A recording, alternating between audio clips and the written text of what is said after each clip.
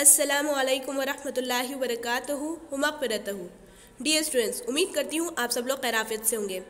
हम आपके टीचर शेख शरीन फ़ातिमा आज के इस सेशन में class 12 mathematical logic exercise 1.5 question number 4 को आपके साथ सॉल्व करेंगे इंशाअल्लाह। इसके अंदर ये बताया गया है कि right the symbolic form of the following switching circuits, construct it's switching table and interrupt it. तो चलिए देखते हैं। इसके अंदर करना कुछ नहीं है, बहुत आसान है, जो ऑलरेडी हम कर चुके हैं और आप इसमें परफेक्ट हो चुके हो। फिर भी एक सवाल हम आपको समझा देते हैं। देखिए, यहाँ पर आपको S1 को कंसिडर करना है P, S2 डैश यानी negation of Q, S1 dash यानी निगेशन ऑफ P, S2 यानी Q। ठीक है, इसका हम सिंबॉलिक फॉर्म लिखेंगे किस तरह से। S1 और S2 डैश दोनों पैरेलल सीरीज में है, तो यहाँ पर P और निगेशन ऑफ Q के बीच में डिसजंक्शन यानी और का सिंबल आएगा, क्योंकि ये पैरेलल में है।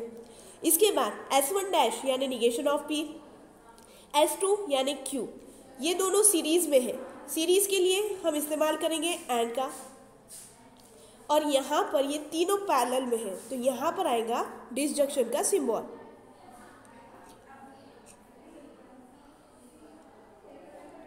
ठीक है, तो ये हमारा सिंबॉलिक फॉर्म हुआ।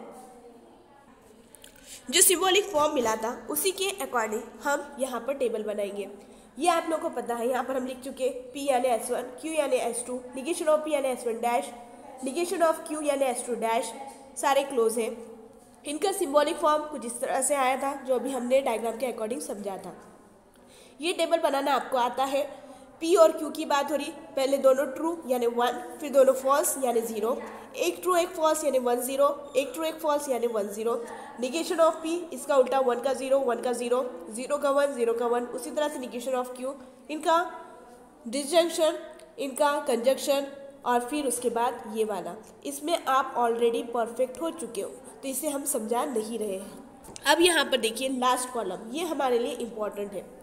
अगर यहाँ पे सारे 1 रहे, देखिए 1 अगर रहा तो इसका मतलब यहाँ से करंट पास होगा, और अगर एक भी 0 आ जाए तो समझ जाना कि वहाँ से करंट पास नहीं होगा।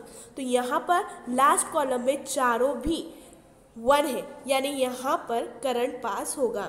The last column contains all 1। ठीक है, तो यहाँ पर हमारा कंक्लूजन क्या हुआ कि द लैम्प विल ग्लो, वहाँ पर हमारा बल्ब जलेगा irrespective of the status of the switches.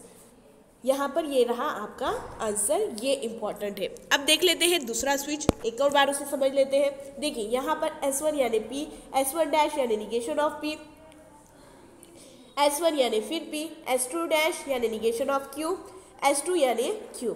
इनको हम लोग पहले सिंबल में रख लेंगे। S1 यानी P था हमारा।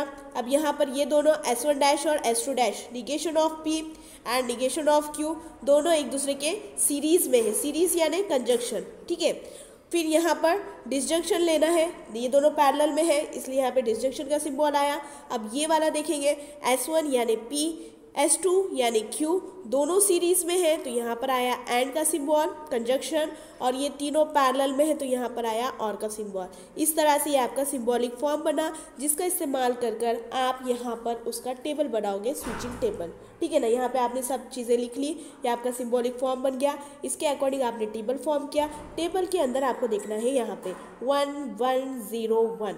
देखिए एक 0 है, एक 0 है, यानी यहाँ पे P 0 था, Q 1 था, तो यहाँ पर करंट पास नहीं होगा। हमने क्या देखा था, अगर सारे 1 है तो करंट पास होगा, और अगर एक भी 0 है तो वहाँ से करंट पास नहीं होने वाला। तो यहाँ पर last column only contains only 0 when P is 0 and Q is 1। ये यहाँ पर है ना। देखिए ये 0 यहाँ पे कब कंसीडर हो रहा है, कब कंटेन हो रहा है, जब यहाँ पर 0 और 1 है। तो यहाँ पर हमारा कंक्लूजन ये होगा कि एक भी 0 है तो यहाँ पे बल्ब लैम्प ग्लो नहीं करेगा, नहीं जलेगा, तो यहाँ पे लैम्प विल नॉट ग्लो। इसके अलावा अगर आप लिखना चाहते हो तो आप बिल्कुल ये सकते हैं। देखिए यहाँ पे P यानी S1 स्विच है तो वो ऑफ है, Q यानी S2 स्विच ऑन है, तो भी वहाँ पे करंट पास नहीं हो सकता। ठीक है ना, ये यहाँ पर इम्पॉर्टेंट है। उम्मीद करती हूँ ये आपको समझा होगा। इसी तरह से आप क्वेश्चन नंबर 3 का सिंबॉलिक फॉर्म फाउंड करेंगे और उसका स्विचिंग टेबल बनाकर उस पर से आप अंदाज़ा लगाओगे कि यहाँ पे लैम्प ग्लो होगा, जलेगा या नहीं जलेगा। देखिए यहाँ पे 0 दिख रहा है ना, तो यहाँ पर जलेगा या नहीं जलेगा आप खुद फाइंड आउट कीजिएगा। उम्मीद करती हूँ समझा होगा, नहीं समझा तो बिल्कुल पूछिए। जज़ाकल्लाह खैरन कसीरा। अल्लाह हाफिज़।